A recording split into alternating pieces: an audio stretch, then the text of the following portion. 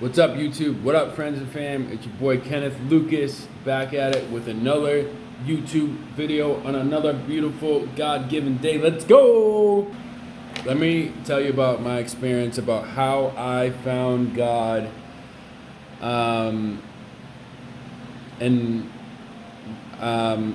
this is just how it happened. This is how it happened. This is a magical story. To me, it is, and I'll forever cherish it. Forever cherish God, and I don't want to not preach God ever again. Like, I love God. I love all He does for us. I find that sometimes it takes people getting a stint in prison to really find God, to join the Muslims or join Christianity, whatever it is.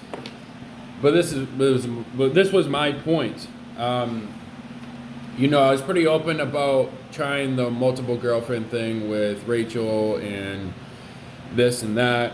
Then she left, or I kicked her out, whatever happened. We separated, and then I realized I was spending a lot of alone time. There was no girls around. There was nobody around, for instance, for that matter. And then I just came to this place where it was like, man, I am so alone right now. So I did start smoking weed. I smoked weed one or two times, and then the thing I do love about weed, and I'll always cherish about marijuana, is that I think it gives me this sense of reality that nothing else does. Nothing else does except being sober in time. It gives you that sense of reality. But marijuana, it almost speeds up the sense of reality. That's why I look at marijuana not as an everyday thing, just a once in a while thing when you need this moment like I had. So this was my first or second time smoking weed again. Mind you, this was my first time this year. This year was my first time smoking weed in over 2.5, 3 years. It was at least 2 years. I haven't smoked anything, nothing. When I used to smoke cigarettes, I didn't really smoke weed. But once I quit cigarettes, that's when I just I can't not smoke anything, inhale anything. Anyways, so whatever. One thing led to another. I was at the dispensary, got a bag of weed. Then I smoked some weed. The last time I smoked weed, and I had this moment where I'm like, man, I don't know. I was just high, feeling guilty about treating Rachel this way. I was high, feeling bad for myself, being selfish. Oh my God, I'm so lonely. And then I started scrolling on Facebook, and then I saw Kanye West video about how he went against culture. It was a little feed thing, and then I found out how he found God and how he's praising God now. And I'm like, man, he's on to something. I want what he has. You know what I mean? Because the way he explained fearing God, I never understood before I heard Kanye say it. So now that's how I came to find him, was through Kanye West. And now it's I keep finding him, and I'm praising him, and more magical things are coming. All I do is pray every morning for an abundant mindset. That's all I want, is an abundant mindset every day. And that doesn't mean I want a stack of money. I don't even want a stack of money. I want abundant fucking things to show the world, to show people that God is real. That's all I want. I want abundant things so I can share, help out others, help out my family, show others the way through my actions, through my videos.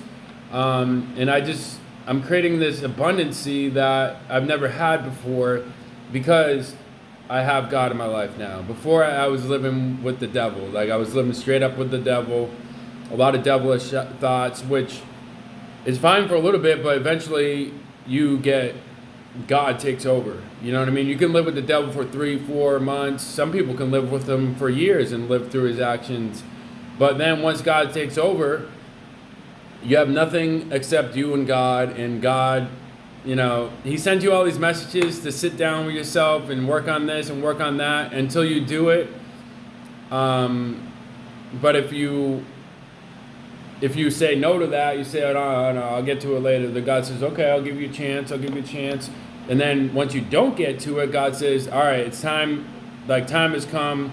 I've given you X allotted amount of time, and you didn't do anything about the problem that you're facing. So I'm going to sit your ass down. and we're gonna talk about it. We're gonna go through it together. And when it's just you and God in a fucking lonely situation, and you and him are gonna work it out.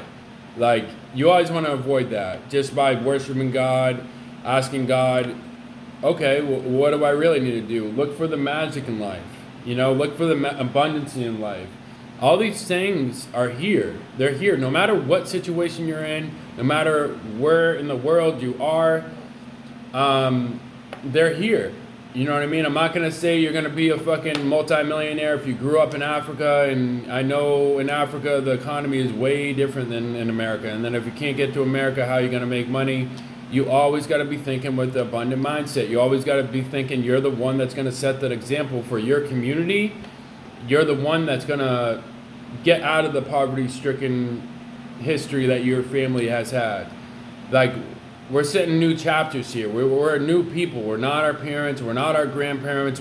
They whether they want to admit it to you or not, all of your family wants you to be bigger and better than they ever were, because you have their last name, you have their DNA. They want you to go on to live a more prosperous and a happier life. They don't want you to be like them. They don't. Whether they know that or not, they don't. Inside and out, they don't.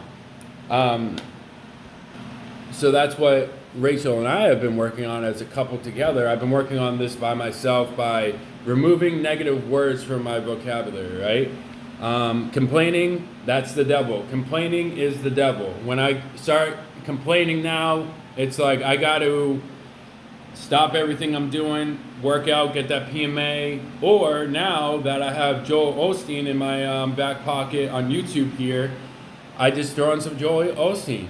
Like, something that reminds us that we need that abundant mindset, man. It's not the scarcity, oh, I gotta do this, and I gotta do this, and being in a rush. The devil's work.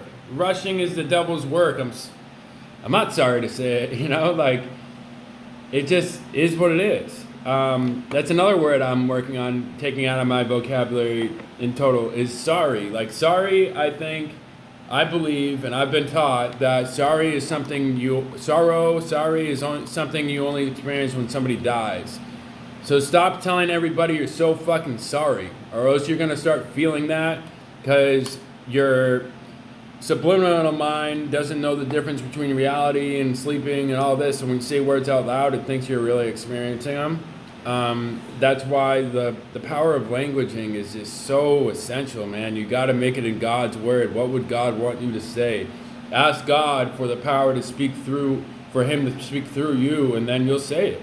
Simple as that. When I make on a video now, like, God, please put these words out here so I can please affect somebody's life in a positive manner. That's all I'm doing, man. And life is all about asking God for abundance, the abundant mindset. You can, hold on. I have a friend right now dealing with this. I'm trying to deal him through it. I'm praying to God that my message gets to him. And it's the abundant way of thinking, right? My friend is broke. He's been broke for 4 years now. One of the smartest people I know. And it's like, you need to tap into that abundant mindset no matter what your money's like. No matter what your money's like, tap into that positivity of abundance is right around the corner. And it's going to happen. With action, abundance is going to happen financially, physically, materialistically, you name it. It's going to happen if you apply this abundance mindset to whatever situation you're feeling. You're dead broke? Okay. How does a rich person think? How does somebody with abundance think? How does Joel Osteen think? How do I think? How did I get out of poverty? All this, you got to pick a model that has been in your shoes before, or maybe even worse. Pick somebody from fucking Africa who grew up with no running water, with no working electricity. How did that person from Africa take his situation and become a doctor? I know a guy like that, Dr. Max. Yeah, I grew up with him, family friend, and he had a story very similar to that. He was from Africa, from a village with no running water, no electricity. Nobody makes it out of his fucking village. Nobody makes it out of his fucking village.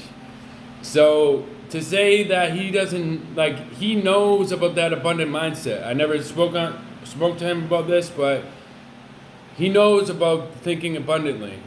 He also taught me to, in order to be tall, you have to think tall. You have to see yourself, vision that you're going to be tall. And that's what it is. That's abundant mindset.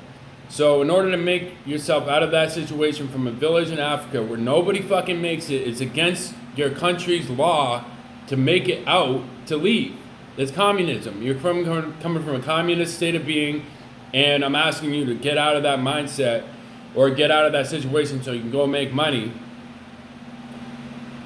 You're breaking what everybody has ever known in your family, and it's a beautiful thing. The only way you're going to be able to do it is through God. If somebody gets in your path, this is really important. If something gets in your path of your destiny, you have to remove them. You know, if you can work through it, good. But if you cannot, you have to remove them. Whatever that means in your situation. And in history, that's meant going to war with people. Or in today's standards, that means blocking them on fucking social media, text messaging, calls, whatever. You have to remove these people and these obstacles from your life if they're right in the center of where you're going. If they're a roadblock, a mountain, whatever the fuck it is, in your way of your destiny, you either gotta climb that mountain or remove that roadblock entirely.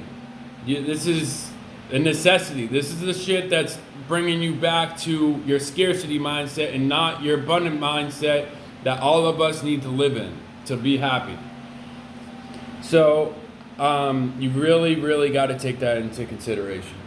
And I'll leave you with this. So I was on my Snapchat talking about another situation I had. There's been a lot of situations in Puerto Rico where I've had to really tap into this abundant mindset. I firmly believe that's why God sent me here to Puerto Rico, was to work out of my abundant mindset, because this is the situations I've been put into with the Airbnbs, with the hotels, whatever. I've been running off in a scarcity mindset like a motherfucker. Like, it's fucking crazy. And I don't need to. It's not like I'm broke. It's just something I am used to because I've always been broke. And I've always had the scarcity mindset to back it up. So, for example, this is what I'm doing now. So, the Airbnb we're staying at, nicest Airbnb I've been to in Puerto Rico, for sure. Is it up to the U.S. standards? No, it's not. The living room doesn't have AC. What else? The toilets don't flush too well. Every morning when I take a shit, it literally gets clogged because I eat a lot of food and I take big shits. It just is what it is. So, like, those two problems, for instance. And then the landlord saying, hey, could you quiet down in the morning? They know I wake up at 3. And, like, quiet down, the neighbors complaining about you working out, whatever. And am I really working out? No. What am I doing? The reason why I'm making so much noise is because I'm unclogging your toilet. So, instead of tell her all that and try to explain myself, that would be counterproductive for what I'm trying to use my energy for. Instead, this is what I did so far for her. I'm showing her the way. You got to show people living in that scarcity mindset the abundant way of thinking. I believe it's our obligation here on earth. So instead, I bought an air fryer for the Airbnb. Gonna leave it here, not taking it home, not selling it, whatever. It's just gonna stay here. Not even gonna tell her I'm leaving it here. It's gonna be a surprise for her. Also, bought a rice cooker. Gonna leave both the boxes. If they want to return them, they want to return them, whatever. This is the abundant way of thinking. It's giving back to those really in need. That's how you do it. You have to give back to those in need. If somebody does you wrong, or you think they do you wrong, you got to show them what's right. That somebody doing you wrong doesn't make it right to do them wrong. It just doesn't. When you do that, more wrong things are heading your way. When you treat a person right after they treat you wrong, more right things are heading your way. Which one in life do you want to live? It's as simple as that. With that, like, comment, share, and subscribe. I love you guys. If you want to reach out to me on Snapchat, it's Kenny Luca. If you want to reach out to me on Discord, message down below, or message me on Snapchat. I'll give you my Discord. It's not really popping yet, but we're trying to get it popping, so I want to throw it out there. I love you guys. Start thinking abundantly. Start getting these fucking chisels going on and the fucking tan like your boy, and you'll be alright. Peace.